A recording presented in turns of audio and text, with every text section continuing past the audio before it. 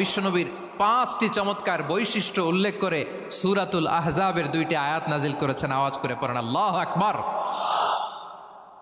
5টি চমৎকার বৈশিষ্ট্য সূরাতুল আহজাবের ভেতরে রব্বুল আলামিন উল্লেখ করে আমাদেরকে জানিয়ে দিচ্ছেন, ইয়া আইয়ুহান নাবিয়্যু ইন্না আরসালনাকা শাহিদান ওয়া মুবাশশিরান ওয়া নাযীরা ওয়া দাঈয়ান ইলাল্লাহি বিইذনিহি ওয়া সিরাজাম মুনীরা।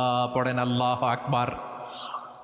রব্বুল আলামিন ডেকে বলেন, ও নবী, নিশ্চয় আমি আপনাকে সাক্ষ্যদাতা রূপে প্রেরণ করেছি, সুসংবাদদাতা রূপে প্রেরণ করেছি, সতর্ককারী রূপে প্রেরণ করেছি, আল্লাহর দিকে আহ্বানকারী রূপে প্রেরণ করেছি, আর আলো দানকারী চেরাগ রূপে, প্রদীপ রূপে প্রেরণ করেছি। পড়েন সুবহানাল্লাহ।